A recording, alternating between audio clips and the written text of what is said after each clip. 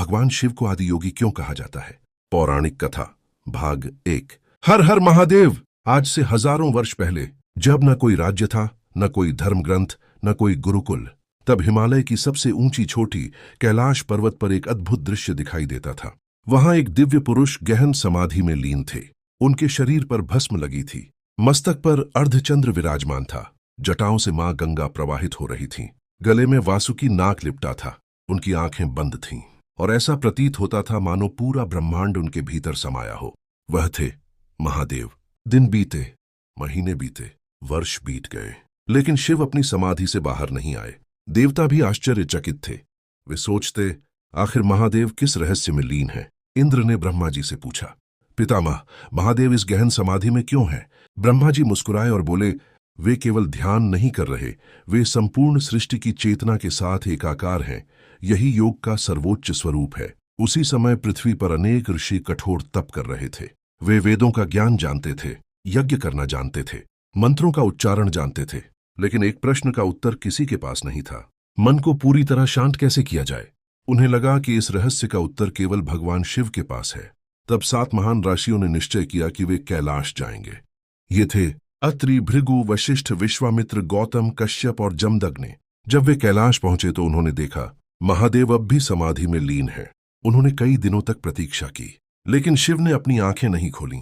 1 दिन, 2 दिन, 1 महीना, फिर 6 महीने, फिर 1 वर्ष, फिर भी महादेव मौन रहे। लेकिन सप्तर्षियों ने हार नहीं मानी। उन्होंने वहीं बैठकर तपस्या शुरू कर दी। उन्हें विश्वास था, जिस दिन महादेव प्रसन्न होंगे, उसी दिन संसार को वह ज्ञान मिलेगा जो आज तक किसी को नहीं मिला। भाग 1 समाप्त। अगले भाग में भगवान शिव सप्तऋषियों की 84 वर्षों तक परीक्षा क्यों लेते हैं, वे कब अपनी समाधि से बाहर आते हैं, और कैसे शुरू होता है दुनिया का पहला योग का उपदेश, जिसके कारण शिव आदि योगी और आदि गुरु कहलाते हैं। हर हर महादेव। भाग 2 सप्तर्षियों की कठोर परीक्षा और महादेव का मौन। हर हर महादेव। कैलाश पर्वत, चारों ओर बर्फ से ढकी चोटियां, हड्डियां जमा देने वाली ठंडी हवाएं, और उन सब के बीच भगवान शिव गहरी समाधि में लीन थे। सप्तर्षि दूर बैठकर महादेव को निहार रहे थे। उन्हें विश्वास था कि यदि इस ब्रह्मांड में कोई ऐसा है जो जीवन और आत्मा का अंतिम रहस्य बता सकता है, तो वे केवल महादेव हैं। उन्होंने प्रण किया, जब तक भगवान शिव स्वयं हमें ज्ञान नहीं देंगे, हम कैलाश नहीं छोड़ेंगे। दिन बीतते गए, महीने बीत गए, वर्ष बीत गए, फिर भी शिव ने अपनी आंखें नहीं खोली। कठिन परीक्षा, सप्तर्षियों की निष्ठा की परीक्षा मानो प्रकृति स्वयं ले रही थी। कभी बर्फीले तूफान आते, कभी कई दिनों तक भोजन नहीं मिलता, कभी जंगली पशु उनके आसपास घूमते, लेकिन किसी ने भी अपना स्थान नहीं छोड़ा। वे ध्यान करते रहे, जप करते रहे और महादेव की प्रतीक्षा करते रहे। उनका विश्वास हर कठिनाई से बड़ा था। देवताओं का आश्चर्य, स्वर्ग से इंद्र, वरुण, अग्नि और अन्य देवता यह दृश्य देख रहे थे। इंद्र ने कहा, इतने वर्षों से ये आर्षि प्रतीक्षा कर रहे हैं, फिर भी महादेव मौन हैं। ब्रह्मा जी ने उत्तर दिया, सच्चा ज्ञान उसी को मिलता है जो धैर्य, तप और समर्पण की परीक्षा में सफल हो। महादेव ज्ञान देने में कभी जल्दी नहीं करते, वे पहले शिष्य को योग्य बनाते हैं। महादेव की दृष्टि। एक दिन जब सप्तर्षियों का तप अपने चरम पर पहुंचा, भगवान शिव ने धीरे धीरे अपनी आंखें खोलीं। उनकी दृष्टि सीधे सप्तर्षियों पर पड़ी। उस एक क्षण में ऋषियों को ऐसा लगा जैसे उनके भीतर का अज्ञान मिटने लगा हो। उन्होंने विनम्र होकर प्रणाम किया। महादेव ने शांत स्वर में पूछा, तुम इतने वर्षों से यहां क्यों बैठे हो? ऋषियों ने उत्तर दिया, प्रभु, हमें ऐसा ज्ञान चाहिए जो मनुष्य को जन्म मरण के बंधन से मुक्त कर दे। हमें योग का वास्तविक रहस्य जानना है। महादेव कुछ क्षण मौन रहे, फिर मुस्कुराए। उन्हें झांत हो गया कि ये ऋषि अब उस दिव्य ज्ञान के अधिकारी बन चुके हैं। उन्होंने कहा, अब समय आ गया है।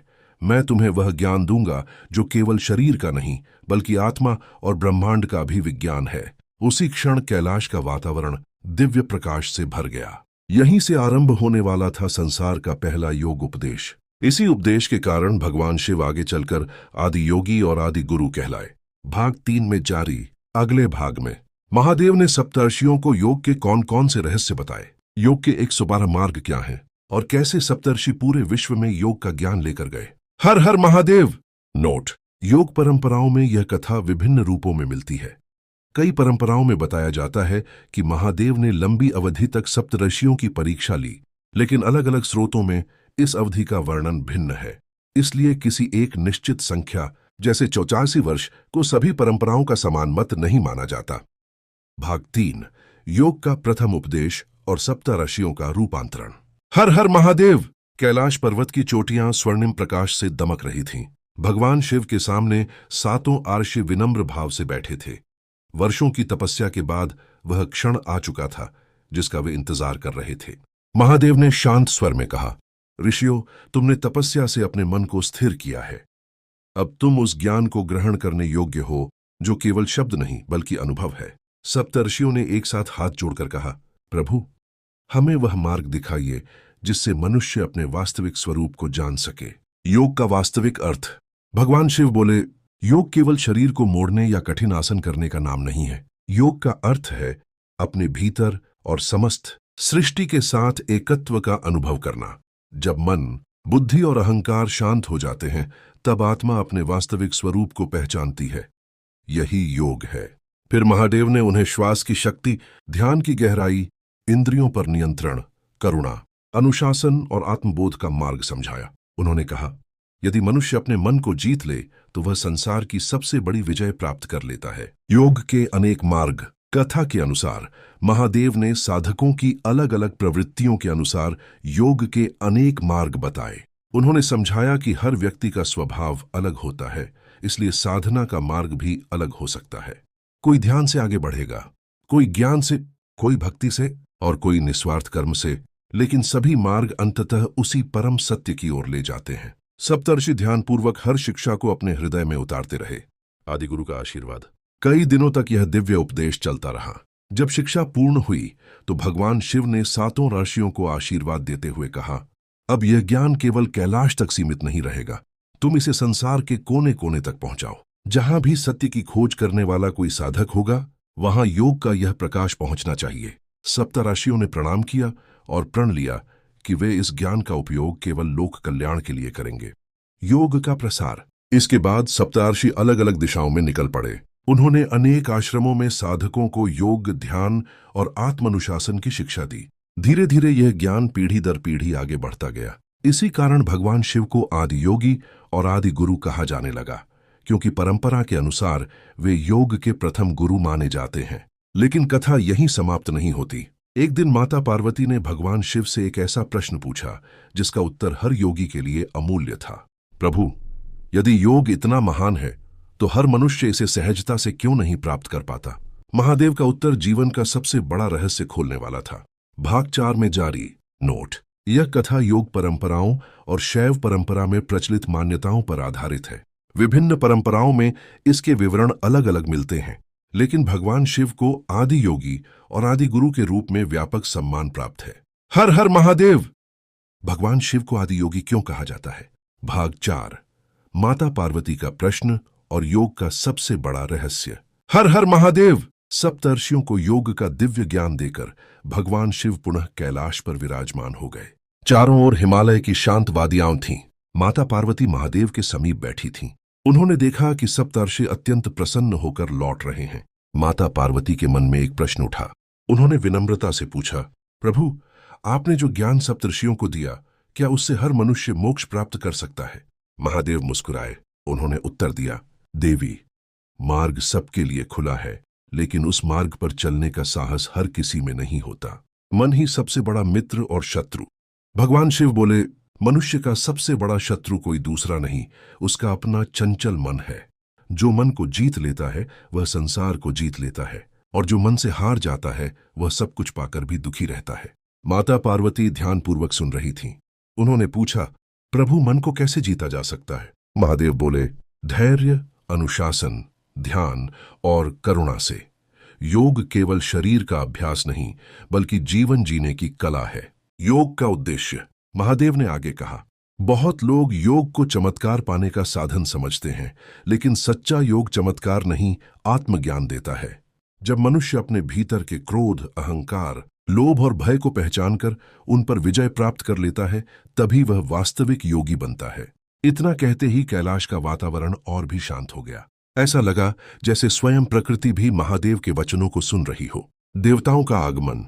उसी समय ब्रह्मा, भगवान विष्णु, इंद्र और अनेक देवता कैलाश पहुंचे। उन्होंने भगवान शिव को प्रणाम किया।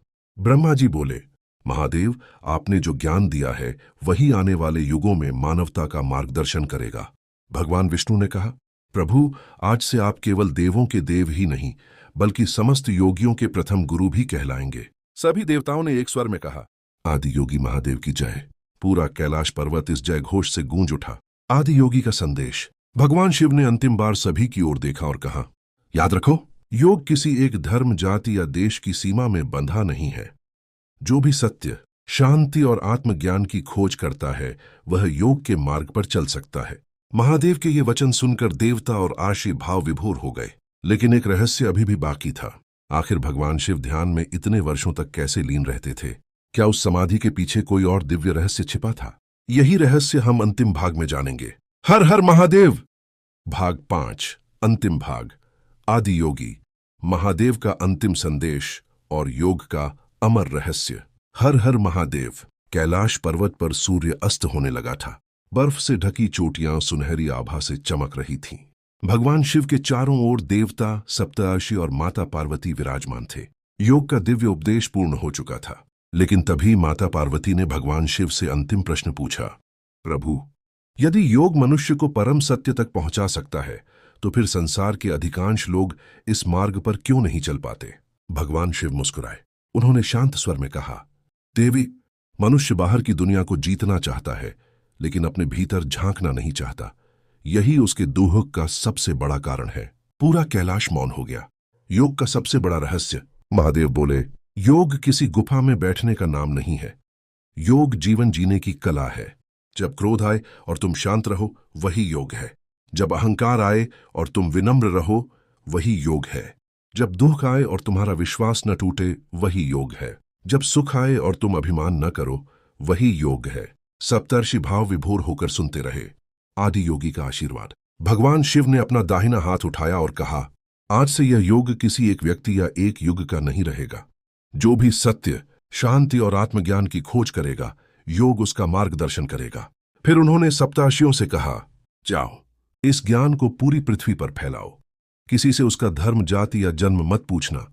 जो सीखना चाहे उसे योग का प्रकाश देना। सप्तर्षियों ने भगवान शिव के चरणों में प्रणाम किया। उन्होंने प्रण लिया कि वे जीवन भर इस दिव्य ज्ञान का प्रचार करेंगे। आदि योगी की उपाधि। जब सप्तर्षि कैलाश से विदा हुए तब ब्रह्मा जी ने कहा, प्रभु, आज आपने मानवता को सबसे महान ज्ञान दिया है। भगवान विष्णु बोले, महादेव, आज से आप केवल देवों के देव नहीं बल्कि संसार के प्रथम योग गुरु भी कहलाएंगे। देवताओं ने एक स्वर में जय घोष किया, आदि योगी महादेव की जय। कैलाश की घाटियां इस जय घोष से गूंज उठीं। उसी दिन से भगवान शिव आदि योगी और आदि गुरु के नाम से पूजे जाने लगे। कथा का संदेश। महादेव हमें सिखाते हैं कि सबसे बड़ी यात्रा बाहर की नहीं बल्कि अपने भीतर की होती है। जो अपने मन, वाणी और कर्म को पवित्र कर लेता है वही सच्चा योगी है। इसीलिए करोड़ों लोग आज भी भगवान शिव को केवल एक देवता नहीं बल्कि योग, ध्यान, आत्मज्ञान और मोक्ष के प्रथम गुरु के रूप में प्रणाम करते हैं।